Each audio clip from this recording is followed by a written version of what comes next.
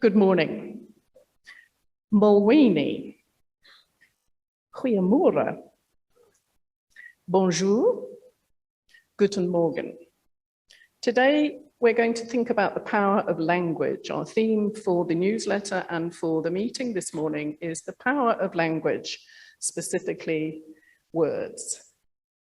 To greet somebody in their own language, if you do travel overseas, is a great compliment and immediately makes a bond with that person that you have made that effort.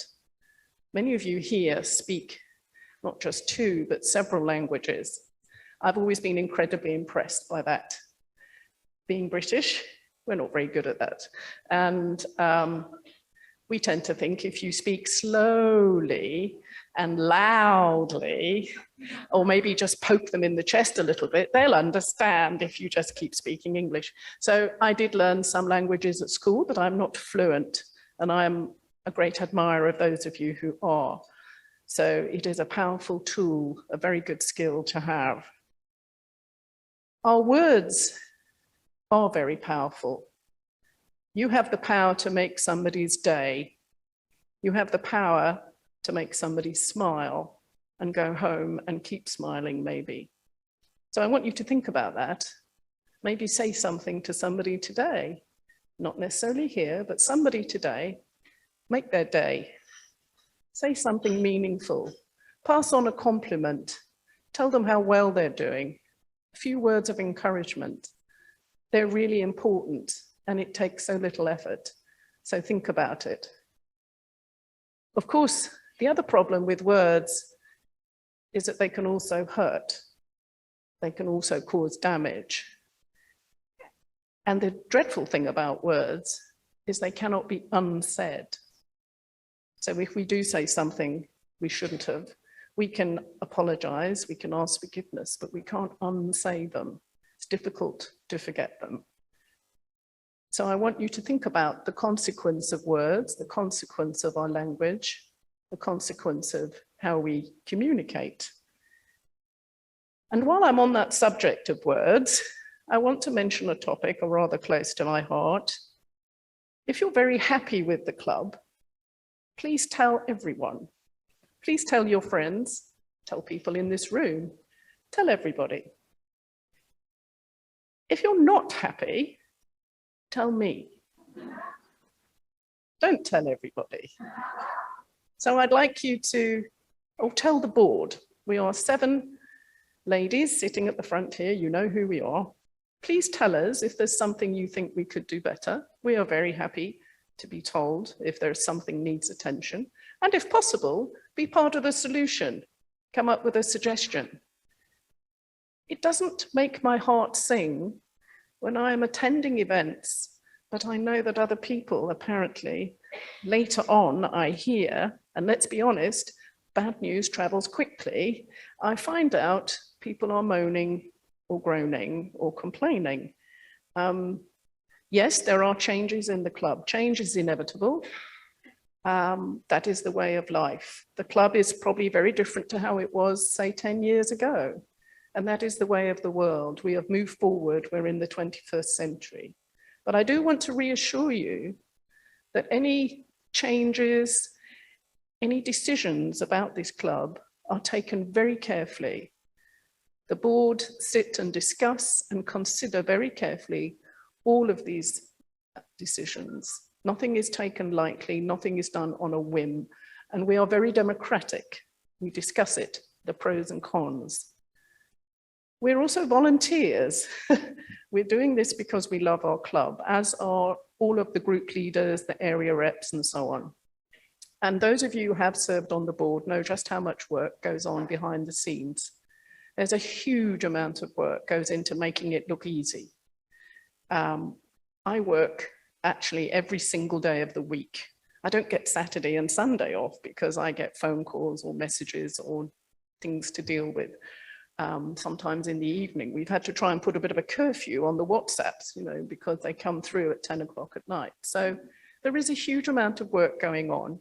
And it's encouraging when you tell us how happy you are, but it is discouraging when you don't tell me if you're unhappy and you complain about things. And often it's inaccurate. So come and get confirmation from us before you assume things. And we are all working for the good of the club. We are working to move the club forward. Change is inevitable, some of it good, some of it's not so welcome to some of us, but that is the life that we're in at the moment. And I think the club has done amazingly well. We have survived COVID. Look at, we have a lovely selection of new members today. We have had new members every month. Many other clubs have mothballed or simply not survived. And look at us here today. We are big girls. We can cope with most things. So I need your support. And I would like you, as I say, to communicate to the board if there is anything you feel we could be doing better. So that's where I'm saying the power of language, the power of encouragement is also important. So thank you.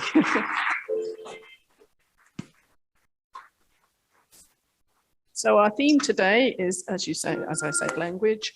We have actually in our club quite a few writers. I've met people even today who do or have done a lot of writing in their lives. It's quite interesting to meet these ladies. And today, later, you'll meet our lovely guest speaker, and you'll also meet some familiar faces who've taken writing very close to heart. So I'm going to hand over now to Janet, who's going to talk a little bit about the groups and the area reps activities. Thank you. Good morning, dear members. Hola, buenos días. We had a great month last month, February. I guess it was full of spicy activities, lot of flavors for you. We enjoyed the food, the Sumatra cuisine, international cuisine, the Friday and the Sunday lunches, a one-dish club with a lovely view at Hartman. We enjoyed the best croissant in the world with the group Coffee Around Cape Town. We also enjoyed the best cookies in Hartman, visiting the gardens from the one member in Hartman. And we sipped the best French wines, and we had a lot of exercise. Yes, we did exercise, like our hike and walk at Cecilia's Forest, and we danced Zumba. We also walk into the Cape Town history, visiting historical churches by tourists around Cape Town. And our soul just enjoyed the music appreciation. And you, my dear French speakers, yes, you made it. Congratulations to our members who attended the first French Conversation Club. Merci, mes amis. And the next meeting will be on March 29 at Chez René Walker. March is also full of new activities. Hotel Confidential is waiting for you to show you the legendary Nelly or the Pink Lady, the Mount Nelson Hotel. The Art and Design outing is waiting for you, our artist members, to immerse into the true Trudy Gunter Atelier. And the Writers' Workshop will show us how to print our ideas and emotions. Remember the power of the words. We will travel to the fascination of the ballet with Giselle, and our soul will enjoy the very, very first outing from the jazz club. What a month. Yes, we are visiting also a very special winery, Canu. And Giselle is waiting for you. We have 5 tickets. You can contact today Suzette Raymond. April will be a very tricky month with all the holidays. But don't worry, we will make a plan to make you enjoy your favorite outing. And last minute advertising. Tori, where is Tori? Tori, she would like to do an announcement. Please, Tori. You know, we need tennis players who would like to, you know, you've played tennis maybe quite a few years ago, but you want to get you want to get back into it. Just give me a call, or I'm Tori Elshover. I'm in the book. We'd love to have you because we've got too few people and we just want to play. It's very social and we always have coffee afterwards. And then we have a lovely chat. Thank you, Tori. Please join Tori to the tennis club. Well, thank you and see you at the IWC activities made especially for you. And now I would like to introduce you to our philanthropic chair and also my Zumba girl, Margie Biggs. Thank you, Margie. Good morning, ladies. First of all, I'd like to introduce you to Mary. She's our philanthropy bear. And she was brought to us by Eileen Nelson. Thank you, Eileen. I've named her after Mary Robinson. Some of you may have know of her, and who did really good work and is continuing to do good work in the world, I believe. So you'll be seeing a lot of our philanthropy bear from time to time. That's Mary. There we go. It was Winston Churchill who said, "We make a living by what we get, but we make a life by what we give." Thank you, ladies, for what you do for others, for what you give for the various charities that we support. Last Thursday, Victoria, her husband, and I, with the help of the South African police, who were really amazing when I asked them to lead us, into Dunoon to Footsteps Educare, that you donated goods to last, particularly wonderful toys for this Educare. I must tell you, when I got there, I was so impressed because I hadn't actually been to the facility, although I had met with the principal a number of times, and I had met children while walking in the park in Greenpoint. But to go there and to see in this really poor part of Cape Town what amazing work has been done for those children. You know, very often when you go to children's charities, their kids have got a little bit of snot in the nose, or they don't quite look that healthy. This is not the case at all at this Footsteps Educare in Dunoon. The kids are well cared for, they're obviously happy, they're healthy, and I was just so impressed, and I'm sure that Victoria will tell you the same, as to what is being done there. But thank you also for all the money that you donated. We gave them 7,000 Rand, which will be used for tracksuits for the little ones for the winter. And we also took them some snacks and drinks that they can enjoy on the day. So thank you very much for all those donations. Their principal, Pumza Ntsantsa, was really most grateful for your donations. This month, our charity is Ons Plek. I've known the people at Ons Plek now since 2005, although they started in 1988. This is an organization that helps girls who have been living on the streets of Cape Town. They run programs to assist these girls who have not always left home by choice, who have difficult lives, but they also help those who could land up on the streets by running programs for them. And I know firsthand what challenging work it is to work with these girls who have had difficult lives. I was chatting to their director, Pam Jackson, a few days ago.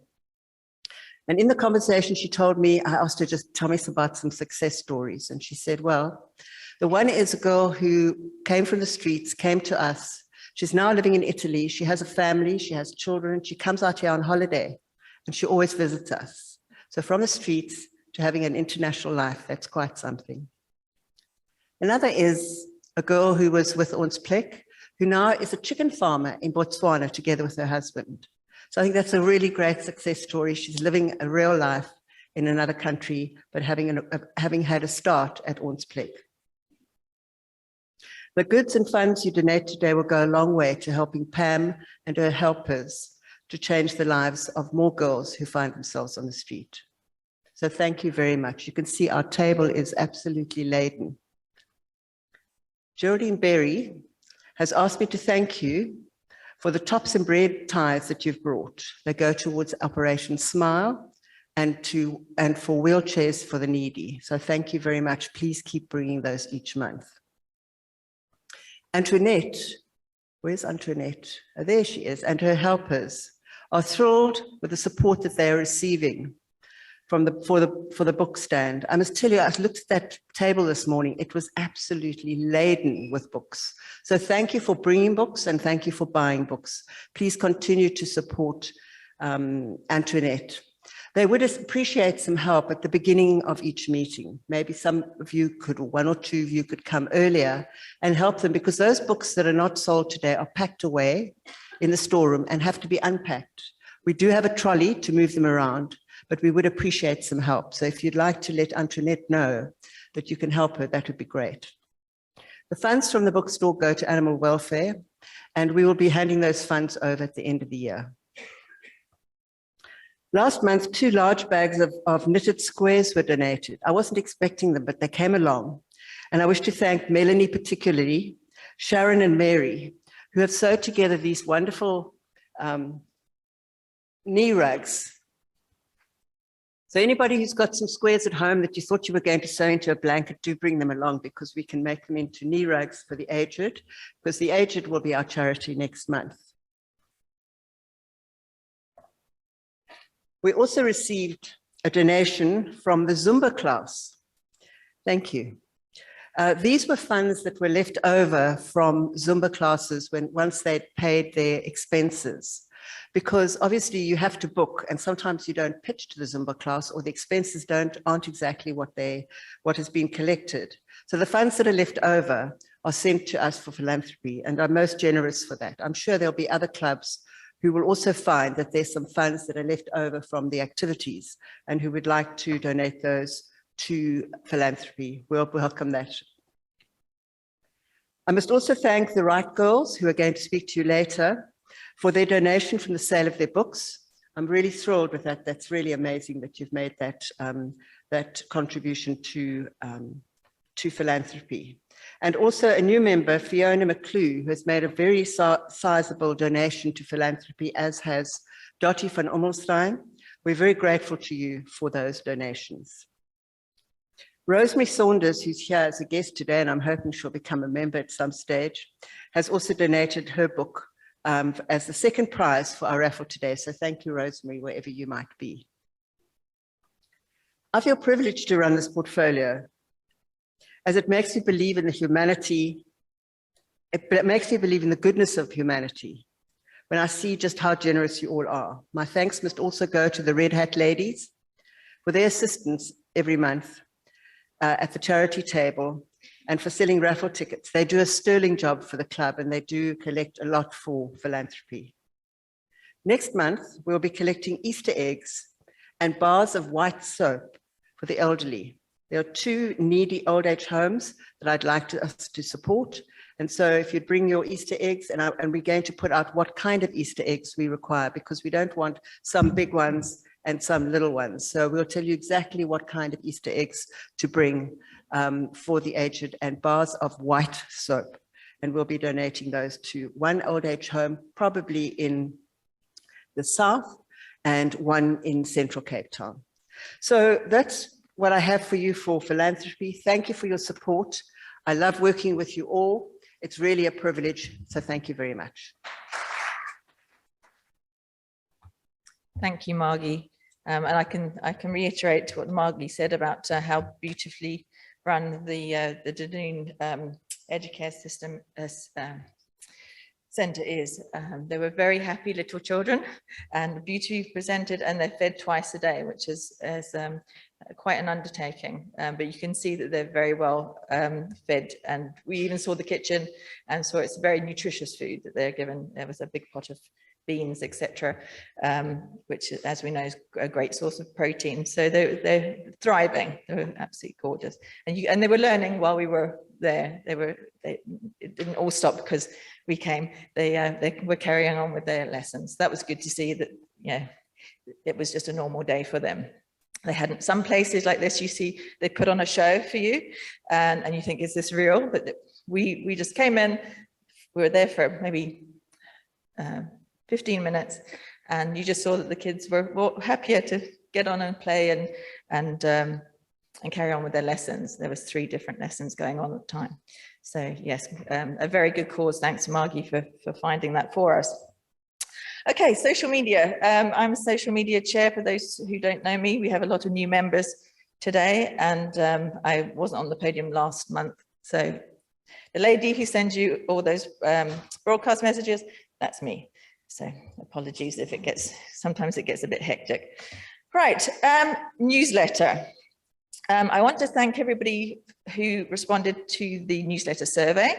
There's only 20% of members responded, but it was a good exercise because I caught 3 or 4 members who weren't comfortable with downloading the newsletter. So that was a good exercise. And we've taken on board your feedback. I think you can see that the newsletter is much shorter. We're no longer in COVID times, so we no longer need book reviews, film reviews, etc. So enjoy all the outings that are happening. I highly recommend reading it if you haven't already. The website database, I just want to reiterate, the password is capital letters IWC, lowercase team. If the website tells you that you've used the incorrect password, there's a little I icon, as in I.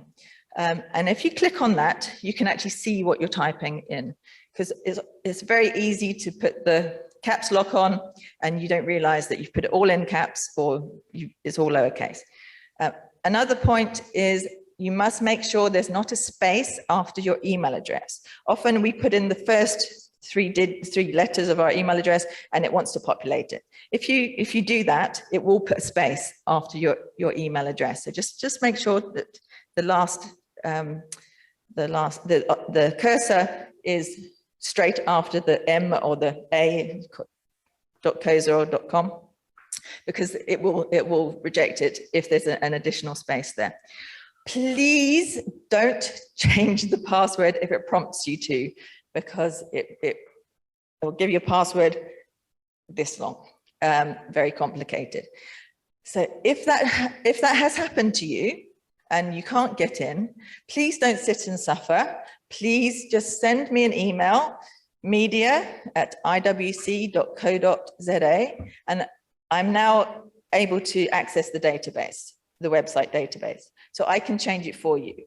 Previously, I had to wait a month and just do it on a monthly basis, because we can have 20 changes to the database, and our webmaster's not able to do that ad hoc. But I'm aiming to do it sort of once a week and just catch up with any typos or any passwords that need to be reset. But please contact me if you're having problems. An email to media@iwc.co.za, and then I can just work through the list when I've got a few to do. Okay, Kelvin registration. This is still an issue. Kelvin tell us that it's in the constitution that we need to provide a list for security. And that's not a new thing. This is apparently should have been happening forever, since ever, for every event. You can see they have a list for the croquet that tends to happen at the same time as us. It's a Kelvin security requirement. So please, when you receive the WhatsApp from me, there's a little blue text. Click on that and it'll open an RSVP box. Fill in your name, yes or no, are you coming, email address, and if you bring a guest, their details. It's very quick and simple, but you have to do it. And that populates the spreadsheet, and I send that to Kelvin. They give it to security.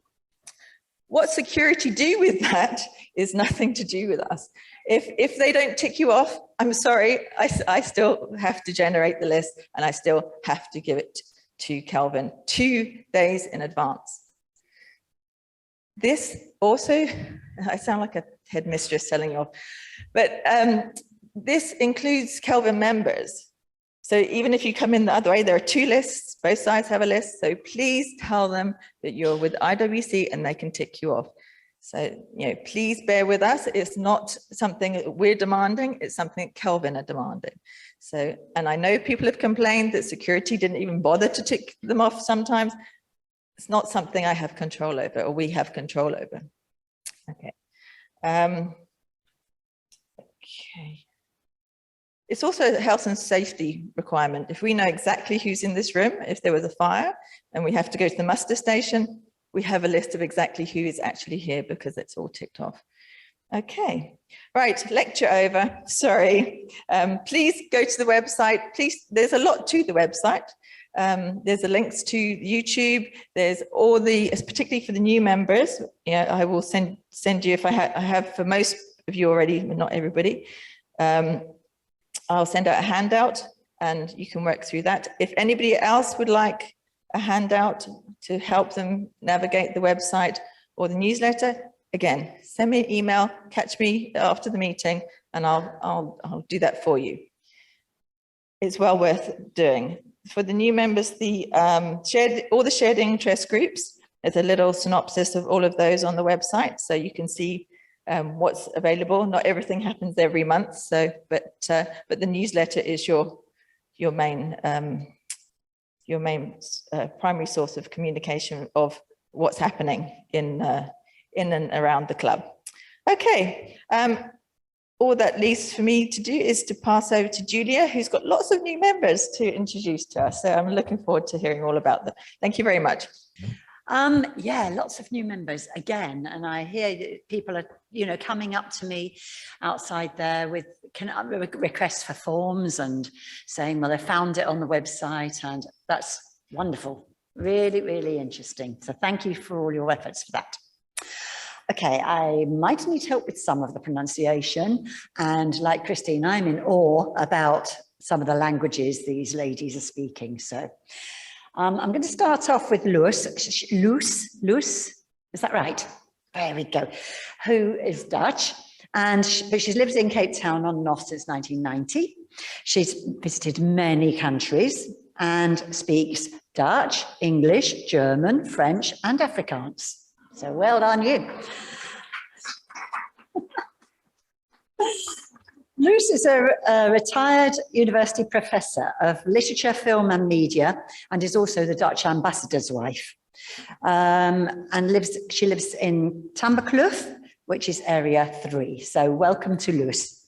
I don't know how to say that in Dutch. Welcome. Welkom? Okay. Welcome. Judy Chang. She's one of my neighbours I've just recently met, so it's lovely to have a new local friend as well. Judy was born in Beijing and came to Cape Town, South Africa, nearly 20 years ago. She's retired and was working for a trading and engineering company in the printing field. She's got 3 large dogs, so we had plenty to talk about. She enjoys participating in sports, tennis and badminton. Tennis, so that might be another one for you to talk to. Traveling and likes reading. Judy lives near me in Durbanville, and Claudia and I are her area reps. So welcome to Judy. Ruth de Florin. Ruth de Florin is Swiss and has been living in Somerset West with her Italian husband for the past 5 years. She's a yoga teacher. She likes to play golf and is a passionate beader. Loves her garden and enjoys meeting new people and reading. Ruth is on an online book club with other Swiss ladies around the world. I thought that was quite interesting. She's on the committee of the Swiss club in Cape Town and plays Yasser. This is a new game to me. Yasser, a Swiss card game, and is looking forward to joining the IWC. Christine is her area rep. Welcome. Sue Smith is English and came to South Africa 15 years ago, where she settled in Cape Town. She's had a 30-year career with Marks and Spencer's in human resources, so some of you are going to understand that. She's also lived in France, where she ran her own property search business for 5 years and speaks French. Another one. Susan sings and is a member of the Philharmonia Choir of Cape Town and is an avid reader belonging to a book club. She spends her time between England and South Africa and stays in Rondebosch. So her area rep is Mohini. So that is Sue Smith. Colette, we've got another UK swallow, Colette Jones, born in Liverpool. She was a personnel manager and has also loved living in Botswana for 7 years in the 70s. She enjoys walking, swimming, reading, and playing Scrabble. And during her time, she stays in Constantia. And so Liliana and Lorraine are her reps. Unfortunately, neither of them are here today, but you'll meet them soon. Colette Jones, please.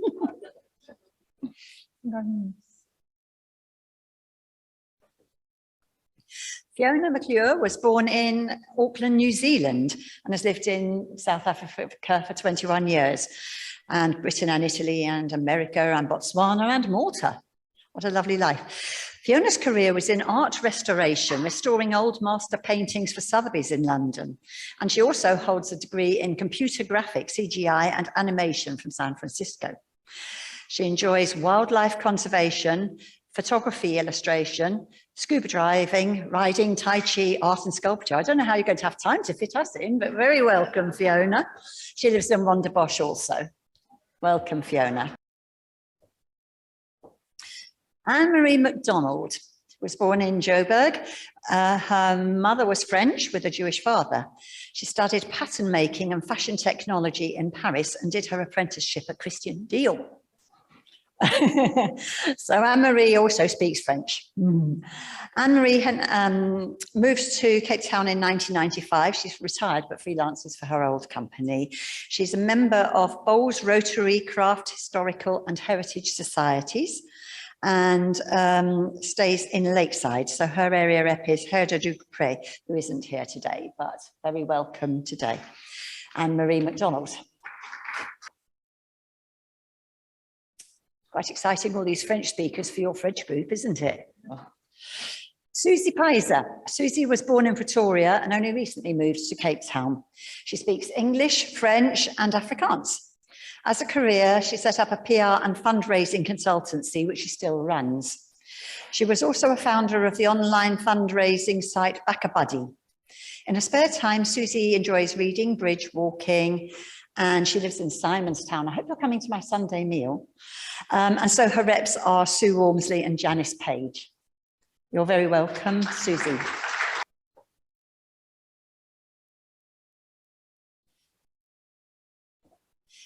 Annie Veal. Annie actually joined last year, but we didn't manage to see you. We were traveling, so has just come back from Zimbabwe. She's originally from Zimbabwe and relocated to Cape Town 12 years ago. They renovated a beautiful old guest house, which they enjoyed doing and running for 10 years. And now they're retiring, so retirement, it's fun to make friends. Anne enjoys Mahjong. I don't know if you know, there's a Mahjong group every Tuesday that meets here. Wine and art. Annie lives near the waterfront, and her area rep is Anna Maria Della Donne. Very welcome. So I think she doesn't want to come up.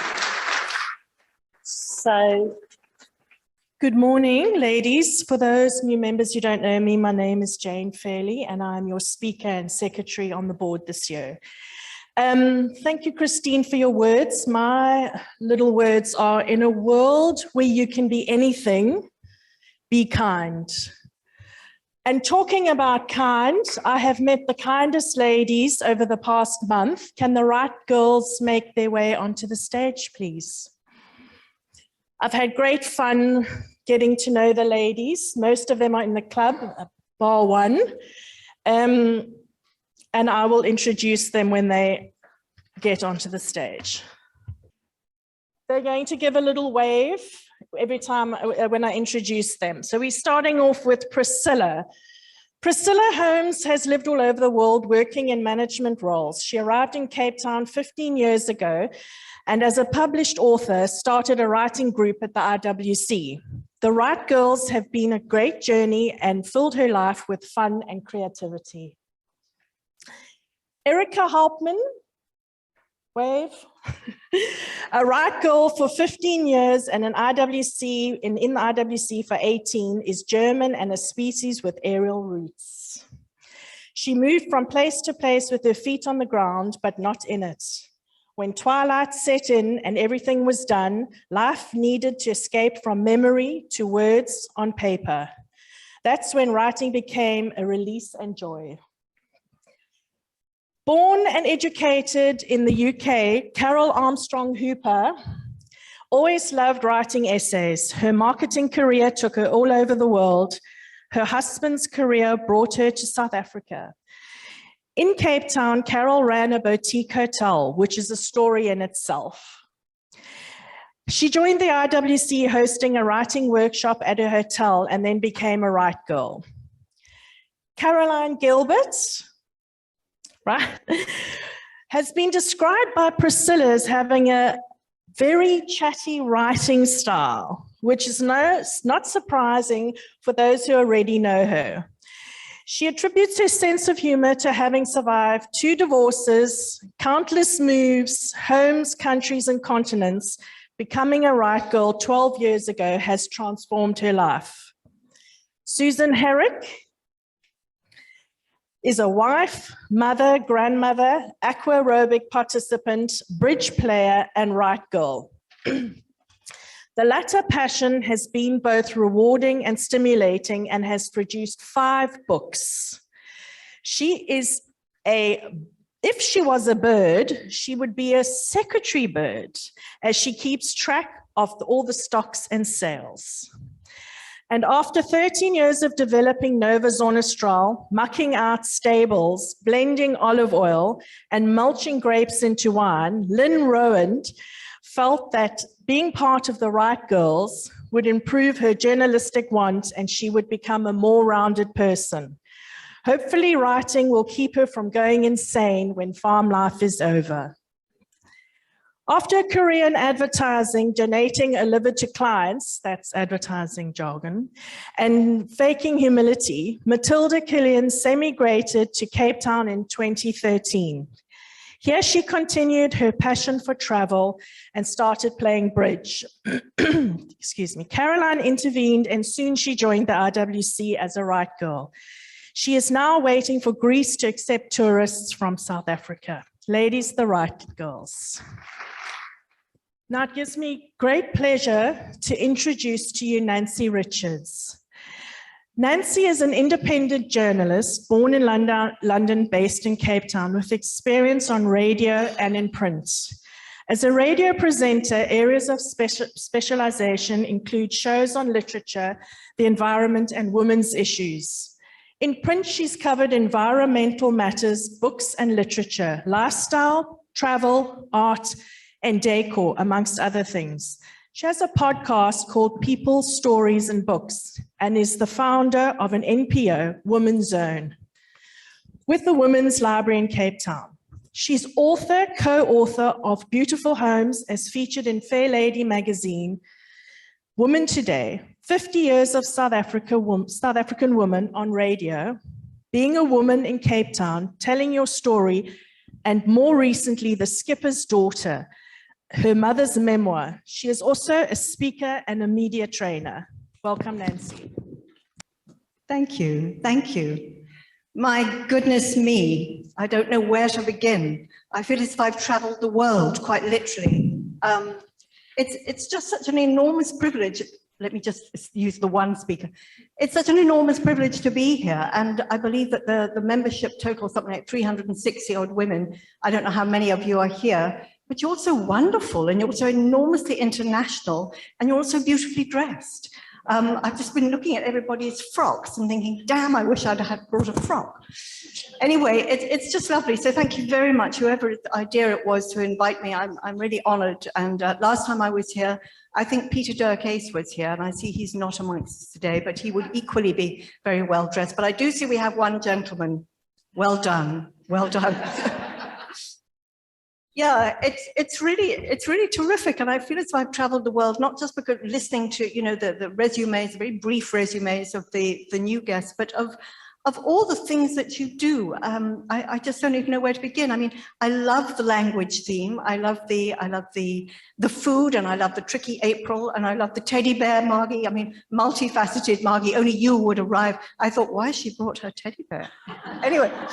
Wonderful, and all the things you do, and I was particularly moved to hear that Ons Plek is actually your charity for this month, because Women's Zone have also been involved with Ons Plek.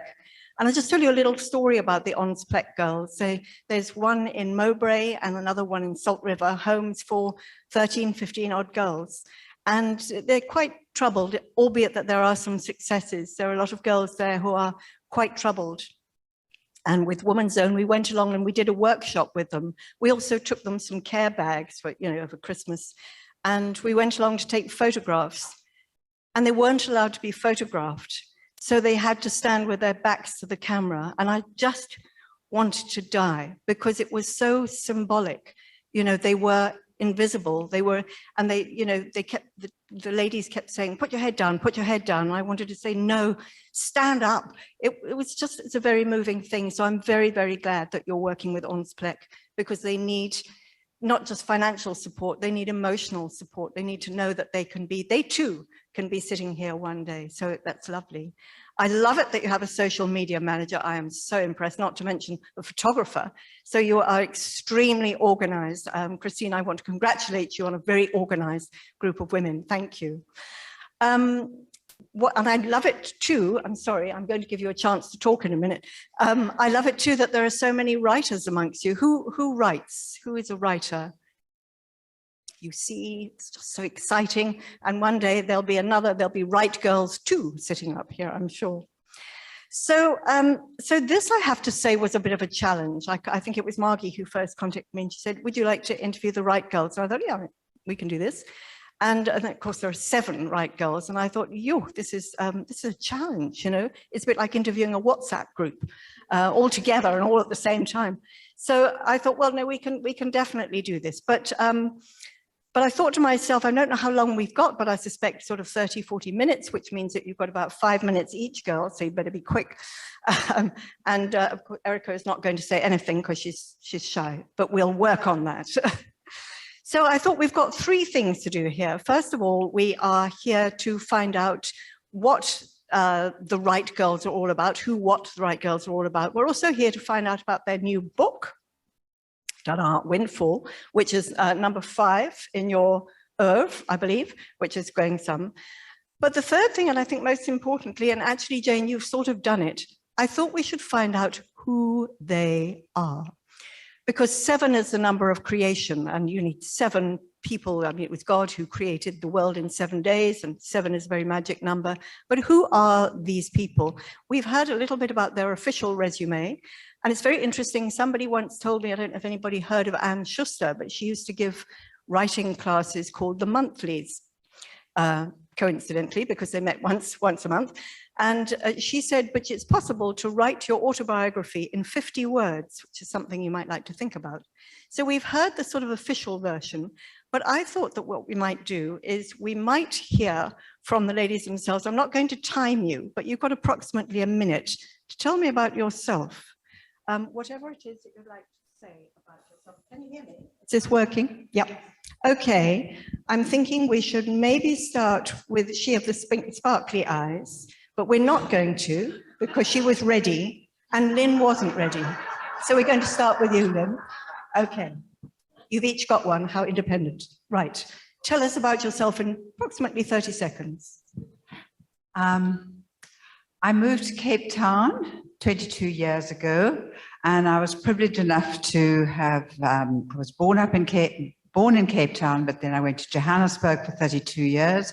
Moved back here in 2000 and started creating an equestrian yard and a wine farm and an olive oil farm in Constantia. And for the last 22 years, I've been totally involved in that. Before that, I was involved in the art world. I worked for Bonham's Auctioneers. I was their representative in Johannesburg, which I loved. It took me traveling all over the world.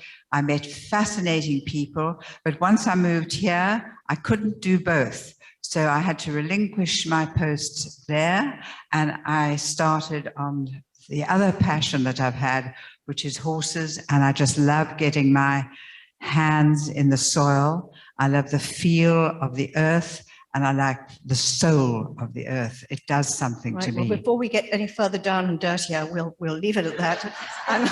If it had been me, I just would have stayed with the olive oil, but I love it that you've done all these wonderful things. Susan.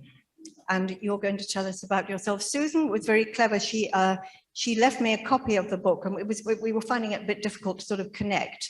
And she left me a copy of the book at the Oakhurst Deli. So we've sort of met at a distance over the Oakhurst Deli. Tell us about you. Well, that was very good that a plan came together, Nancy. I moved on from Johannesburg to Cape Town about 12 years ago. I've always been involved with books. I worked at Exclusive Books for a long time. And when I came down to Cape Town, I thought it would be great to do something new. At my farewell party in Johannesburg, a mutual friend of Priscilla's and mine asked me to bring something down for Priscilla. And I said, of course, sure. Anyway, it turned out to be a painting that was larger than this table. Everybody at my party said, oh, wow, is that the present we gave you? I said, no, we're taking it to Cape Town. Anyway, Priscilla came and fetched it in Cape Town. And when I got here, I went with an English friend and did a writing course with Anne Schuster, and which was wonderful. And when Priscilla came and fetched the painting, I told her about that. And subsequently, I bumped into Priscilla at Constantia Village. I was having a toasted chicken sandwich and Priscilla was having a tiny little salad, and we got together and she asked me to join the Right Girls. So that was absolutely wonderful. And it's been really good to be part of this group. And we're all going to remember the chicken salad. Carol, I'm going to ask the elephant in the room, what happened to your neck? Yes, I had an accident at a wine farm, actually even before I'd had any wine, so it's a little bit worrying. No, I'm hopeful that in 4 weeks I will be out of this and running around as normal again, but for the moment it's a bit cumbersome. It doesn't inhibit my typing, doesn't inhibit my phone calls. It does inhibit my getting from place to place, as I need a driver. But other than that, as I said, I'm hopeful. It could have been much worse, so it's not. I think most people know me. I was a president of the club. And somebody said to me, looking at my badge, said, gosh, you've been in the club since 2006. And when I joined the club through actually the hotel I used to run. One of the ladies who was a long-term guest knew Jerry Berry. Jerry, is she over there? Geraldine. And Geraldine introduced me to the club. So that's how I came to IWC. And then I met Suzette. He's been a friend ever since. And Suzette and I were on the board together. And then I was on her board twice. And that's how I got to know Cape Town, because I moved to Cape Town to run the hotel while my husband stayed in Johannesburg. And when my husband did come down to Johannesburg in 2010, and I went to various IWC functions, outings, people said to me, oh, you have got a husband. Everybody seemed to think he was a figment of my imagination. Yes. I've worked all over the world, and I've probably spoken for more than my 1 minute now, but it's really enjoyable being a Right Girl. It's I believe you can't write about anything unless you know it. So if you want to write about something that you don't know, you have to research it. Well, we're going to find out all about that, because clearly you have all bared your souls in this book. I thought, how very interesting that they should know that. So everybody has brought their own experience to the table. You're right. Thank you very much. Welcome. Matilda. Okay. Is this close enough? I think so. Okay. Yeah, Cool. all good. I joined the IWC through Caroline, as Jane said. I met Caroline at Val Sanderland's birthday party. From then on, Caroline, a bit of a bully, I'll admit, bullied me into coming to the IWC. And I just loved coming here and the lunches and everything, but I wanted to do the outings. But I thought, I don't want to belong to the club necessarily. I just want to do the outings, just do the fun jollies. And then I found out I couldn't do that. I had to belong to the club, which I then did. And then I found out that's actually where the fund really lies. And I've loved being a member of the IWC, and then there was a vacancy in the Right Girls group, and I thought, well, you know, maybe I should try that too, or she decided I should try that too. And it's fine, it's, you know, I've enjoyed every minute of it, and I also came down from Joburg, but that's not so interesting. Fabulous. Let's give it to Erica. This might be the only chance you have to say anything, Erica, so go for it and make it good. Well, as Jane said, I'm a species with aerial roots. I lived abroad all my life until my husband, who was a German diplomat, met with a fatal accident. Then I spent 5 years in Bonn, worked voluntarily for the Foreign Office, a group like this. We called ourselves WIB, Willkommen in Bonn. And that was a very challenging work because that was my life. But eventually I felt I need to move on. And I went to Namibia, from Namibia to Cape Town, where I arrived in 2003. And this is where I met Priscilla Holmes, who did the first creative writing course for the IWC when she came down from Joburg. And this is our history. It's gone for 15 years now. Thank you. Lovely, well done. You see, that wasn't so bad. Do you want to give it to Caroline? Because I think we're going to save you for last, Priscilla, as the published author. Yes. We might not even hear from you, so just hold that thought. Can you Just to prove how international I am, my first husband was English, my second husband was French Canadian, and the present one is Welsh.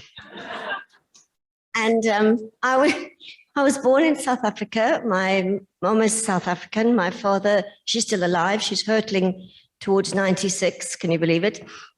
And my father was English. And at the moment, I live here in Cape Town. My son lives in Amsterdam.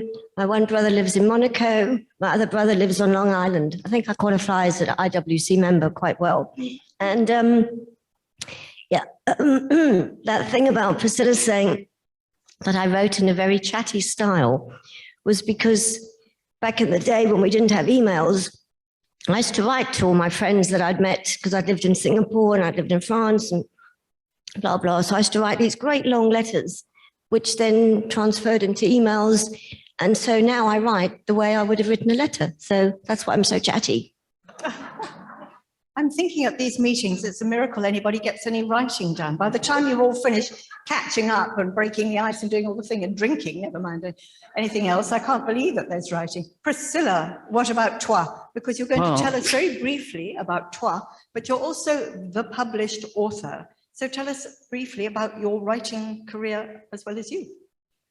Well, I'm Priscilla Holmes. I mean, hello, everybody. This is because I've had a hip replacement, so that's why I'm limping around.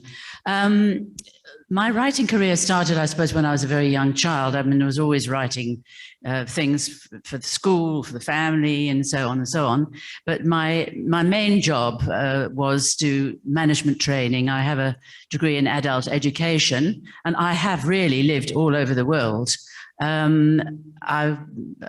Where do I begin? Australia for many years, and Hong Kong for a long time, and of course England as well. I was born in England, and then I came to Africa. My parents lived in Zimbabwe. Then I came here. And I got married to a wonderful man. I think he's the only man in the audience, Jack. And we were in Johannesburg, and then I really started writing more seriously then. You know, when you've got a job, because writing, you don't really get much money from it. But I've always written journals and so on. And I was published for the first time in Johannesburg, a series of children's books then called The Children of Mer, and that's when I met Susie. Then we came to live down here to Cape Town and was overwhelmed by the beauty of Cape Town, but I didn't know one single person, not one. And I thought, well, what am I going to do? And then somebody said, join the IWC. And I didn't know really what that was. I came along and there were all these friendly faces and everyone was lovely. And then someone said, what can you do for the club? And I thought, oh, well, I am a published author. Right, you're on. We'll start a writing group. And that's what I did 16 years ago. And the only person who, I had quite a lot of people there. The only person who's still with that group, our group, who was with me then, and my friend is Erica. So we've been together for 16 years and we've had wonderful people come and go, and some move on, others move to another country. But for 16 years, we've kept the right girls going. And it's been an enormous amount of fun and extreme amazement when you see people developing their writing style. People have come to me and said, I can't write, but I want to write. And then you say, right, well, come along and let's go. And then suddenly they're writing. And that's the great joy for me, is to be able to see people doing what they really love to do and not being frightened to because of course, when you write, you do expose a lot of yourself. So that's always been a great thing, to get to know people at a really great level. So have I answered your question? More than, way and beyond. I think so. Sorry, Nancy. No, that's okay. No, we've moved on to the next lot now. But that's fascinating. And it's what I didn't realize, what I didn't appreciate, was that it's a dynamic group, in as much as the broader sense of dynamic, in as much as it has kept changing. You haven't always been the same group. So Lynn, I believe you're the one who one should speak to about the structure, because I mean, personally, I think it's difficult enough to write anything all by yourself. You know, you have conversations with yourself in your mind. But when you're a collective, and you're not the first people to do it. I mean, is this echoing? No, okay. There's Helen Moffat, Paige Nick, and Sarah Lutz, who call themselves Helena S. Page. There are two guys called Michael Sears and Stan Trollope, who call themselves Michael Stanley. And I think, 2, 3, 7 is a huge amount, because clearly you've all spilling out with lots of stuff. And I mean, you're so international, you've got so much material to draw on. I myself went to Claremont last week. I think that's some total of my international. So you've obviously got lots and lots to say. So when you get together, I mean, let's take you back to the start of this book, because this is the one that you have all written together. Prior to that, you would have been a different group, the other 4 books that you've written, yeah? No, we've written all the books. No, I know, but this cast here. So this cast here is that book. Yes. So where did you begin? Let's begin at the beginning. So you all get together, you all have your little WhatsApps, and you all meet. Prior to COVID, you all met together in somebody's house. Somebody brought in the wine and the snacks. What happens? Right. Well, this is prior to COVID. How we do it is I'm fortunate enough to have a holiday house in Hermanus. So we go down there for a workshop. We've all decided a new book, a new story. We think of different ideas. We arrive there on a Friday morning. By Sunday afternoon, the book is completely structured. Everything is done. We know what character we're going to be. We know what period we're going to work in. We know the timelines. And that is because Carol is an absolute whiz kid with the flip chart. And she has a flip chart up there. And as we're talking, and we all talk at the same time, and we interrupt each other, and we say this, that, and the other, and Carol manages to write everything down. So she keeps a structure, and we have to be structured when we do this. So the structure is there, and we can keep on turning back to the structure. But we have fun times as well. I mean, we go for runs, we go for walks, we go. Let's not get ahead of ourselves. I'm still with the flip chart, which is already extraordinary. It all sounds terribly, yes. It all sounds very Agatha Christie. It sounds like those murder mystery weekends. In fact, has Netflix heard about you guys? So you said, does anybody, I mean, you need to own up now. Does anybody come with preconceived ideas? Because, you know, you must have been briefed on this. So were you thinking, well, I know exactly what we should be doing? Or do you come with a blank slate? How do you get this lot in order and not to be taking over? Yes, well, lots of people come with preconceived ideas. And we work through those ideas and we discuss among ourselves which of those ideas we think might have the most mileage. Because there are 7 of us, we need 7 characters. And those 7 characters have to be together in an environment somewhere. So where is this story going to take place? What's the story going to be about? And how do these 7 characters come together? For example, one idea we had a while back before we started this book was to do a story about a reunion, a school reunion, where all 7 people came back together again, having been at school together and gone their different ways. So that would give us the opportunity of each person writing their individual story about what happened to them over that period, but also reminiscing about what happened while they were at school together, and perhaps something dangerous happened then. But that didn't happen. But that didn't happen.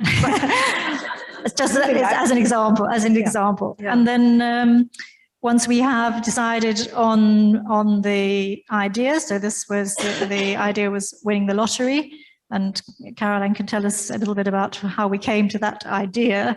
But once we decided on this idea, we then, okay, fine. So we are then all people within a company. What does the company do? Where is the company set?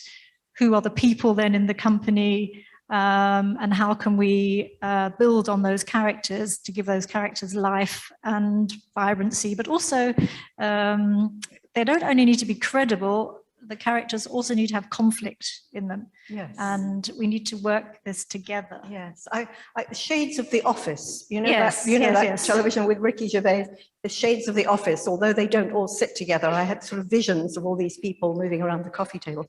I must say I quite like the school reunion idea, so maybe the next book. Susan, you used to work at Exclusive Books in Santon, am I right? Somebody worked at Exclusive Books. Hyde Park. Oh, sorry. Yes. Yeah, I've got that's okay. shocking hearing. No, that's all right. I'll just speak louder. One reason why I like writing Yes, and that I'm yes, involved in absolutely. books. So you I used to work at Exclusive Books, Yes. because I'm thinking, whilst you're having these ideas and what are we going to do, what are we going to talk about, you've got to think about its saleability. Who's going to read this? So did you have any sort of feelings about whether or not a book about the lottery, winning the lottery, would be a bestseller? I know, Priscilla, you're very into murder and sex, in a manner of speaking. Just saying, it's in her bio. The sort of books that you write, you know, who knows what flies off the shelves? Did you have any input on the sort of thing that might be a good seller?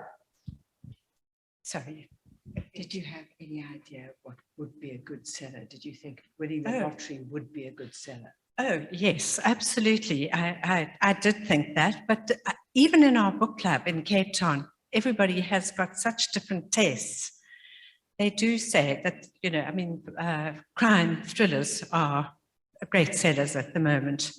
But when I was at Exclusive, I ran the Literary Luncheon Club every month, and we had different authors coming in, and we they spoke to us. It was absolutely wonderful. We met everybody from Nelson Mandela to, it was very political when I was there.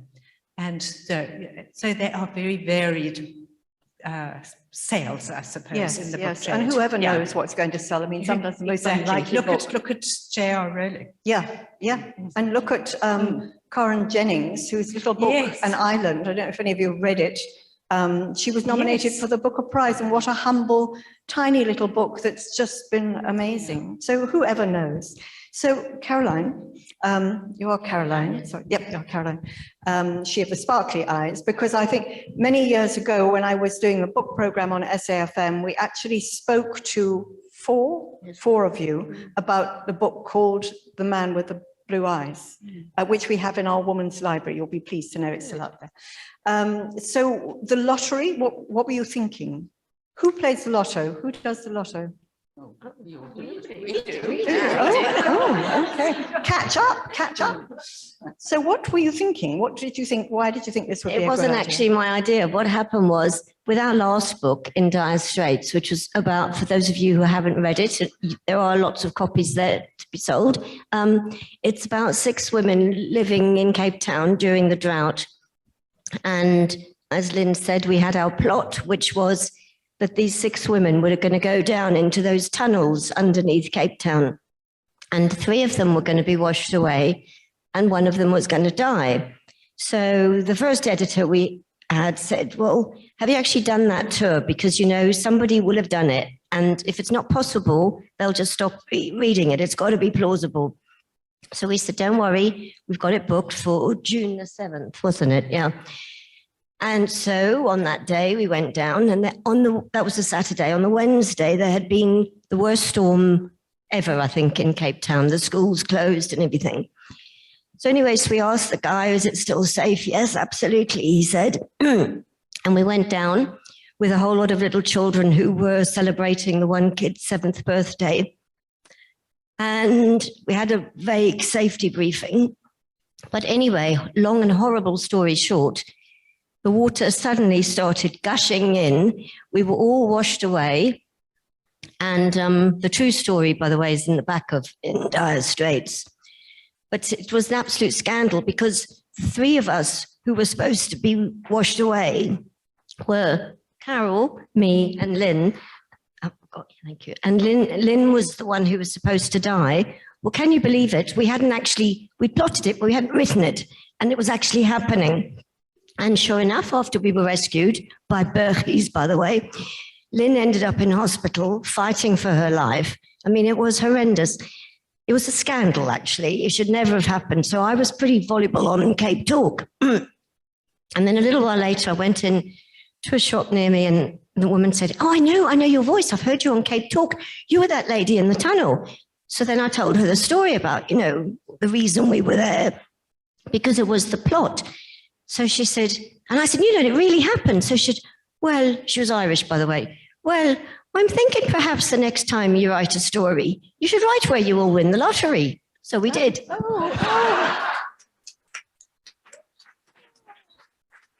But we haven't won the lottery yet. We were hoping that bit would also come true, but it's an ongoing. Well, to be sure, it's a lovely story. Yes, to be sure. In fact, Maeve Binchy once came over to South Africa quite often. I interviewed her and she said, sure, Nancy, everybody's got a story in them. Some people have got 2. I love Maeve Binchy. So you're quite opportunist, because that dire straits came out of day 0, the impending day 0, and the lack of water. How ironic that you nearly got drowned. And this one also has been a little bit opportunistic, because whilst it began with, you know, what would happen if we won the lotto, it's also along came COVID, which, as I said, was actually something of a gift, because not only did you write through COVID, you wrote about COVID. Sorry, keep forgetting who's everybody. Matilda. I knew there was an M in it. Oh, the magic finger, Matilda. Yes, there we go. So Matilda, tell us the COVID story, because you were explaining how you all used to get together. Along came COVID. Were you Zooming? Did you get together like that? Yeah, we were. It just so happened that we went up to Joburg at the beginning, well, before COVID. And then we thought, 3 weeks, we'll just stay there.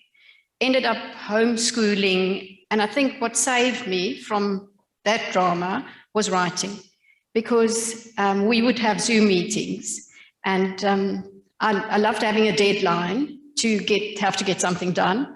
So I needed the deadline, and the girls were brilliant because they just carried on writing, and we Zoomed, and if there was all of us on Zoom or however many, and we would circulate all our work beforehand, and the book happened. And if you look back now and you kind of think, what did I do? during COVID? Did I do anything? Then it's actually quite a tangible thing. So COVID became like a sort of almost a character in the book because it was unfolding. I mean, we go from the 21 days to the extension to the masks to Ramaphosa doing this, that, and the other, all sorts of things. In fact, it's quite interesting reading it to see how things did emerge. But I'm thinking about you all on Zoom, and I'm thinking about the Hermanus weekend where everybody, right, we've got this sewn up. When you start to write, things change, things don't always emerge. And each one of you, and I'd like to hear about your characters in a minute, but each one of you had a character who sort of brushed up against another character.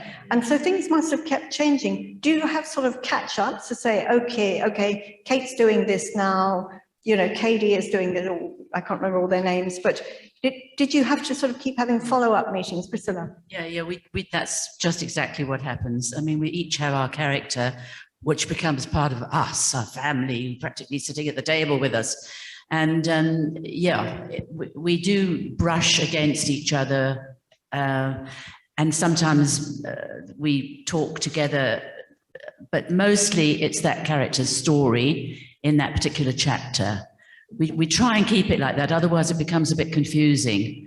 But we do. We brush up against each other, and our characters develop along that way, along that style. They do develop. I mean, we might start out thinking one thing, and maybe 2 months or so later, that character's changed quite a lot.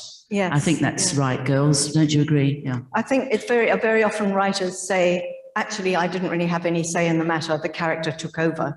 I remember one author saying, I walk along the street talking to my character and my character tells me what's going to happen next. And I think, well, you know, but I can imagine. So maybe you could all give us a little bit of a character sketch about your characters and who they are and why you chose them and how you grew them. Erica, are you up for this? You can do it. Now, Erica, your character was Veena Herrick. Is that how you pronounce her? So tell us a little bit about Veena and why and how did she come about? Well, I have chosen Veena Herrick, who is a young Indian woman born and bred in Durban. And she is torn between being a South African and her roots in India. I've chosen her because I've lived in India for 7 years and I love the country, so that answers your question. Yeah, so you actually had sort of physical experience. Did you choose her? I'm just going back to this office that they all work in. It's a Rooibos tea company called Faberge. Faberge. Sorry, cosmetic. Called? Cosmetic. Yeah, no. Faberge. So did you decide that you were going to have an Indian character and say, this is what I'm doing, girls? This is like it or not? Well, as Carol said earlier, when we sit together and we discuss what we want to do, and then we decide what character would I like to choose. Like, strangely enough, I've also chosen a character who is out of my culture in the previous book, In Dire Straits. And a very well-known Cape Townian author and editor, she asked me when we first discussed this, are you confident enough to write a character from a different culture? And I said, I will give it a try and let the reader decide whether I'm successful or not. So I stuck to that Indian character. I think everybody else had her own ideas of what they would like to choose. Yes. And then, of course, we discuss it and we think it will work. And if somebody doesn't like the idea, we'll speak up, of course. But in the end, we always reach a democratic solution. Yes. I think they call it cultural appropriation. It's people are often accused, how can you be writing about somebody else's culture? But Dion Mayer once said, as a writer, it's all about cultural appropriation. You wouldn't be writing anything at all if you couldn't write about somebody from a different culture. So that's interesting. And yes, I did know that the company was cosmetic. Every time I think of Rooibos, and I've been watching MasterChef like the rest of the world, and they had Rooibos, make a starter using Rooibos. And I thought, oh my goodness. So I got Rooibos tea on the brain. Susan, what about your character? Your character is Kate Rivers. Who is she? Can I just tell you first that rooibos, the botanical name for rooibos is Fabaceae, and that's how we got the name Fabacia for the company. Kate Rivers is the face of Fabacia. She's very beautiful. She is a single mother. She made a great mistake when she was young. She married a cad, and when she was pregnant, he disappeared back to working on yachts. So as a single mother, she had to bring up Lizzie, her daughter, and work. All she did was work. She was terrified of losing her job. And then, let me just think about this. She was terrified of losing her job, and she didn't have much of a social life.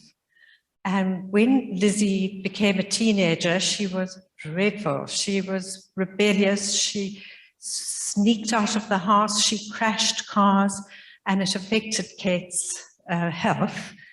At the same time, COVID happened, so she couldn't even go out with Katie to the movies. Katie was her friend, and the cat got sick. COVID happened. She really was affected by the whole thing, and you'll have to read the book to know that she did have a lighter part to her life later on in the book, when she went up to the bush, and she had an amazing time there. And I can't tell you. No spoilers, no spoilers. Yes, you actually have to read the book to find out how all these people come together. And I was very distracted reading the book because I knew which one of you, because right at the beginning of the book, you say, who's writing which character? God, I kept thinking, how did she know that? That's very interesting that should come about. So it's really quite something. Carol, now you wrote Julia Stander. Well, let me start the other way around. We're all part of a company. So we decided we really needed to have an HR person, which was Vina. And we needed to have something happen within the company, which was part of our plot. And that involved somebody being caught out at the company. We needed somebody to catch that person out. So we thought that person should be somebody who comes into the company as the last person out of the group to come into the company, and because there are not so many ties with everybody else. So I am my character comes in last to the company. She has, Julia, as we said, she has Italian roots, and she is married to the most amazing guy who's from South Africa, and they start an interior design business, and it's absolutely wonderful, fantastic. And then something happens that disrupts her life totally. And then she says, no, she's now going to do her own life, looking for her own job, and she joins Fabacia as the internal auditor. So not a very romantic position, but a position that was needed within the company to fulfill our plot. But it also gave us the opportunity to bring in COVID, and to bring in COVID as seen in different countries. So you've heard from Erica that Veena was from India. And of course, there was a huge story about India, COVID in India. My character is from Italy, who has Italian roots, as I said. So we were able to bring in what was happening in Italy around COVID and, you know, the shock of things happening there. So, yes. So there was quite a lot of research being done for you in the media. As things were unfolding, you had to keep not only your creative juices flowing, you had to have your antennae out there to see what was going on. Certainly, but also the character needed to say, you know, we joined the lotto, what are you going to do if you win the money? And everybody had an idea, each character has an idea what they will do if they win the money. And then they do win the money, and then what happens? Yes. Yes, yes. Well, let's no spoilers. But I think at this stage, I think we might need to say, "Boo! Tell us about Solly." Yes, because Solly is he's the devil. He's the baddie, isn't Yeah, he? he's the renegade. How did you get landed with him? I don't know. I can't remember actually. Well, we thought you were just right for it. Yeah, well, I don't know. We needed a character, another character, and he had to kind of, I think we'd already decided we needed a bit of a baddie. And he's actually not bad, but he likes the shortcuts. Yeah. And that's what gets him into trouble every time. Okay. Because he cannot resist gamble. He plays horses. Well, the whole Lotto idea was his idea, wasn't it? So that's what Yeah. I'm saying. So we had to have him, and he ended up being Yeah. Solly. Yeah. And I am Solly. Yes, yes. Well, he's a bit of a character. Then tell us about Ali. And, as you're talking, I'm thinking about the research that one has to do. Obviously, you have quite built-in research for all your resources and all your travels, etc. But tell us about Ali and what sort of research did you do to flesh her out? Well, I think I've got grandchildren, and I think knowing how grandchildren behave towards different things helped me a lot with regards to Ali as a character.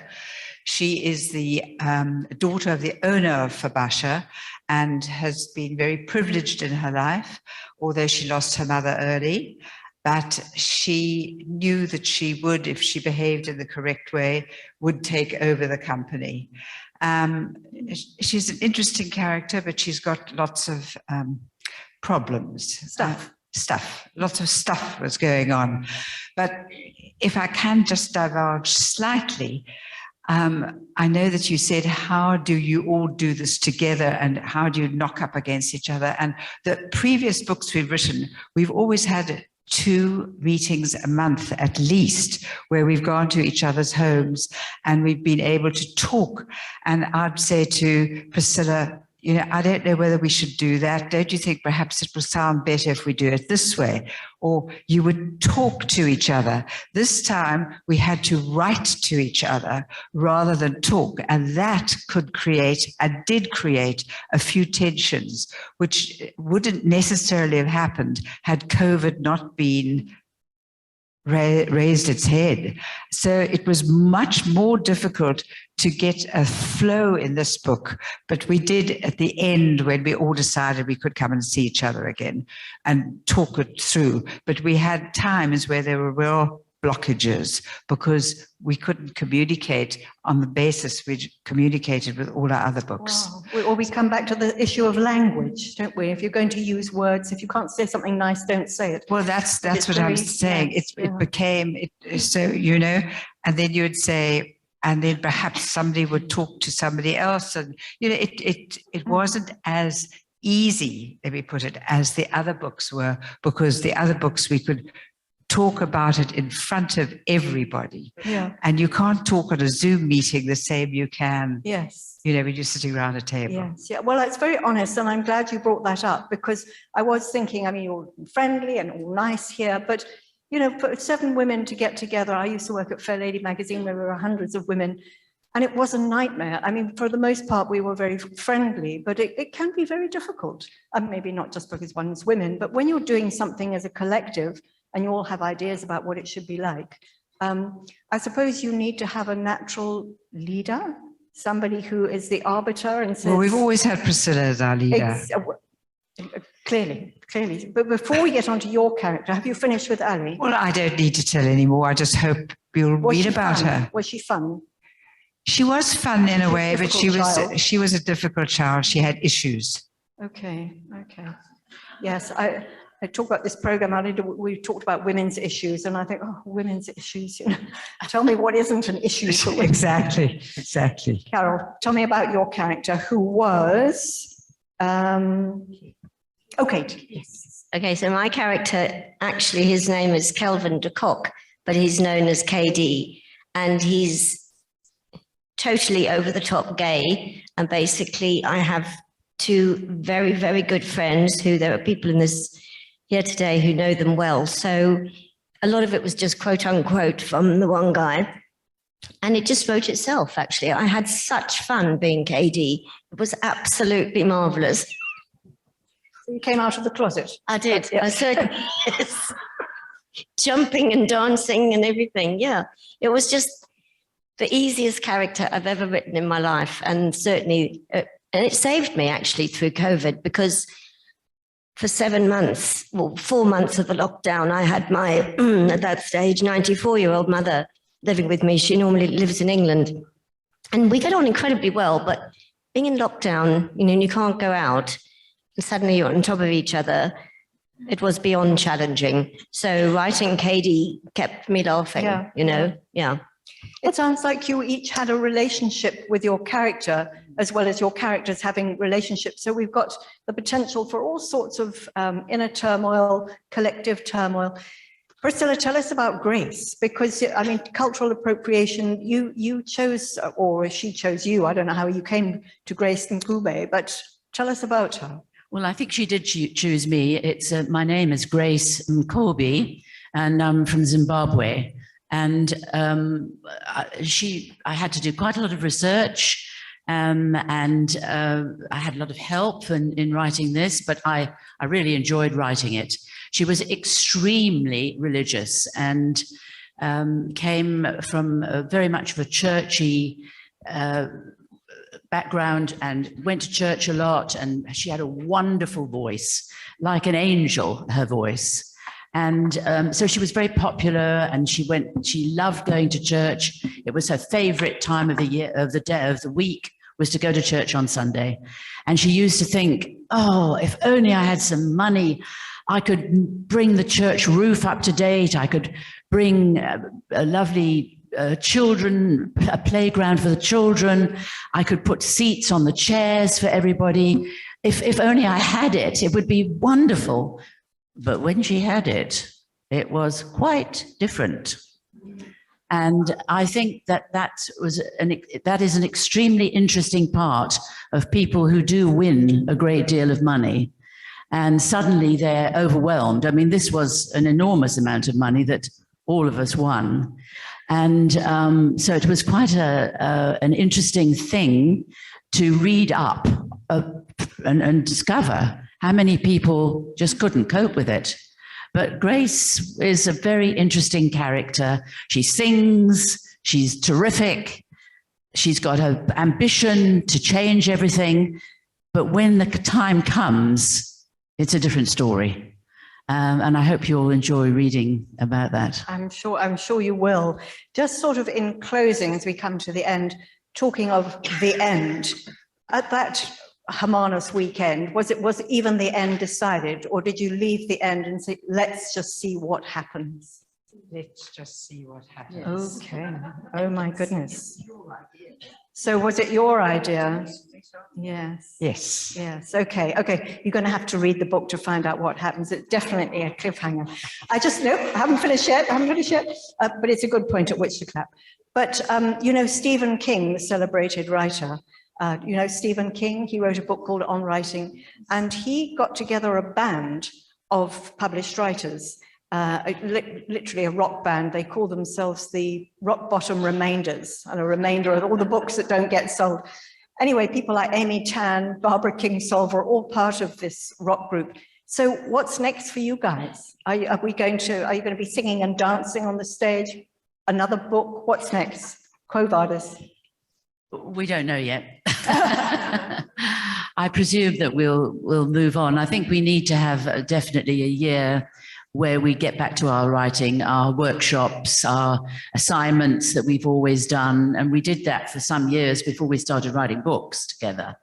And I think it really helps our writing to go out, find someone that you see in a coffee shop, think, right, I'm going to write about that person, come back, write it, read it to the others. I mean, this is good stuff. And to really polish up our characterization of people or of characters, we need that. And I think between the books, it's nice to have a year probably where we do that. Yeah. So that's important. Two very quick last questions. I mean, you're writing as a collective, but going back to the rock band thing, lots of rock bands, people break away.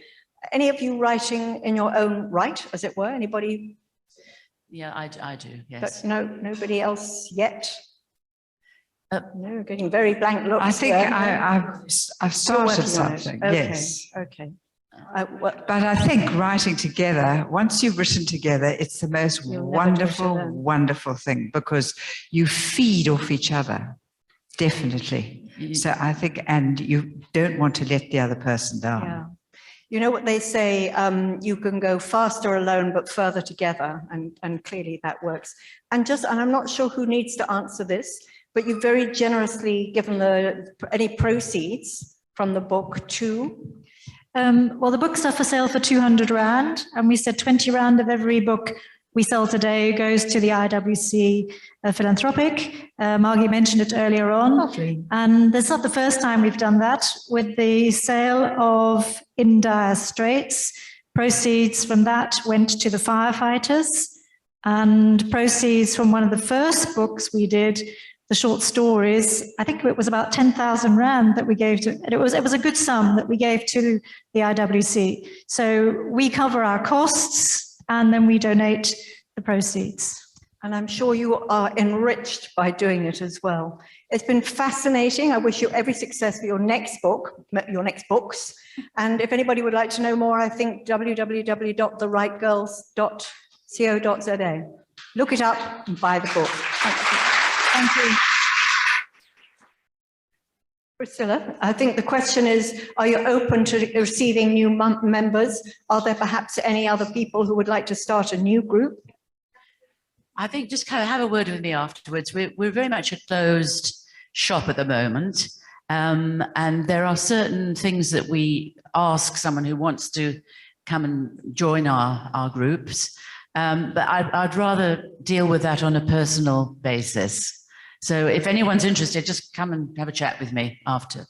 I mean, it is a thought if anybody else wanted to start a breakaway group, you know, every group would be different, you know, perhaps find like-minded people. And if they needed advice, you could perhaps offer. Yeah, fine. It's just that we're... Thank you very much. Can I just mention, if you look at the calendar, we do actually have a writing workshop taking place in March. It's towards the end of the month. It's going to be held here at Kelvin. So the group leader who's organising that is Liliana Carter, but have a look in the newsletter. There will be a writer's workshop. So we have an author who's coming along to lead that. So for those of you interested in writing, please do come along and see if you'd like to take that further. So if I may, I'd like to first of all say a very big thank you to Nancy for being our host today. Excellent. Okay, well, thank you very much, ladies. I think we've had a fantastic morning. I'm going to now declare the meeting closed and wish you a very nice lunch. Thank you. Thank you.